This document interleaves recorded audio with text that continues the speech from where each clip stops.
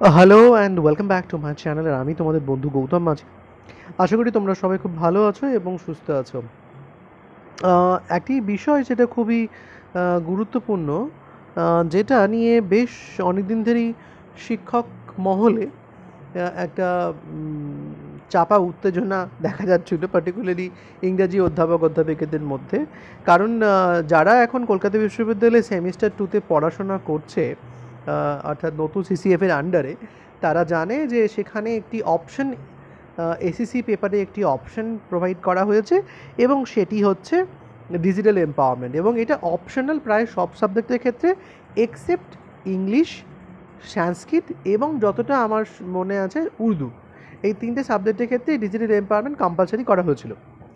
এখন এইটা পড়াবে কি? কারণ সত্যি কথা বলতে যে যারা এই সাবজেক্টগুলো কম্পালসারি হিসেবে যেখানে রয়েছে, অর্থাৎ ইংরাজি, সংস্কৃত এবং উর্দু, এছাড়া অন্য কোনো সাবজেক্ট থাকতে পারে আমার হয়তো জানা নেই, সেখানে যেটা হচ্ছে যে যে সমস্ত টিচাররা ওই সাবজেক্টগুলো পড়ান তাদের তো ডিজিটাল এম্পাওয়ারমেন্টে কোনো ডিগ্রি নেই।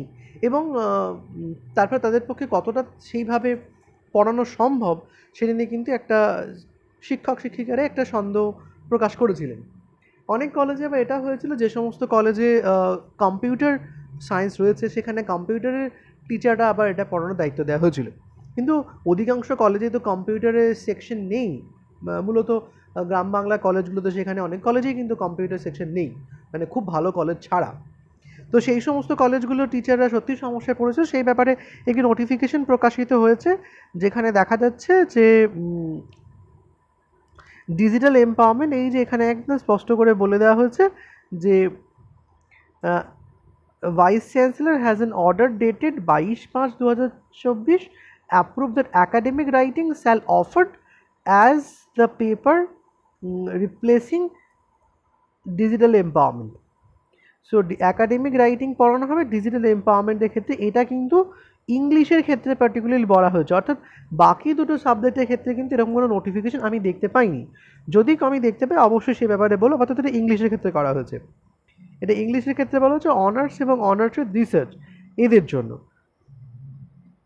কি আছে সিলেবাসে, সিলেবাস একটু দেখে নেওয়া যাক। সিলেবাসের মধ্যে রয়েছে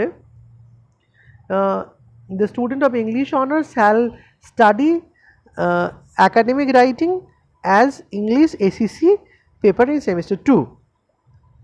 এবং কি আছে এখানে দেখে নেওয়া যাক। এখানে হচ্ছে to impart knowledge about academic writing in English, এবং এখানে অ্যাকাডেমিক রাইটিংয়ের ক্ষেত্রে introduction to writing process, introduction to academic writing, summarizing and paraphrasing। Marks division দিয়েছে কী কী প্রশ্ন আসবে। Critical writing, critical appraise 20 marks, writing summary আর substance with the critical note 12+8, আর এখানে হচ্ছে রাইটিং এসে 35 মার্কস। সো টোটাল এখানে 75 মার্কসের দেওয়া আছে। এইটা হচ্ছে ইংলিশের জন্য। আবার আমি আরেকটি ভিডিও তোমরা পাবে একটু পরে, দেখে নিও, ভিডিওটা আমার আপলোড করা হচ্ছে। সেখানে কিন্তু ডিজিটাল এম্পাওয়ারমেন্টের একটা মার্কস ডিভিশন করা হয়েছে আর কি, পাঠানো হয়েছে। এখন এইটা যদি কেউ পড়তে চায়, এখানে যেহেতু রিপ্লেস করে দেওয়া হয়েছে ডিজিটাল এম্পাওয়ারমেন্টকে অ্যাকাডেমিক রাইটিংয়ের সঙ্গে, সেক্ষেত্রে সকলকেই হয়তো অ্যাকাডেমিক রাইটিং পড়তে হবে। এখন যদি কেউ চায় যে ডিজিটাল এম্পাওয়ারমেন্ট সে পড়তে চায়, তাহলে কি তার সুযোগ আছে পড়ার? সেই ব্যাপারটা একটু জেনে জানতে হবে। যদি কারোর এরকম হয়ে থাকে তারা ডিজিটাল এম্পাওয়ারমেন্ট পড়তেই চায়, তাহলে সেক্ষেত্রে তারা কমেন্ট করে জানাতে পারে। কিন্তু এখানে যেহেতু বলেছে যে ডিজিটাল এম্পাওয়ার রিপ্লেস করা হচ্ছে অ্যাকাডেমিক রাইটিংয়ের সঙ্গে, তাহলে ইংলিশের ছাত্রছাত্রীদের কতটা সুযোগ থাকলো সে নিয়ে তো definitely I have serious doubt.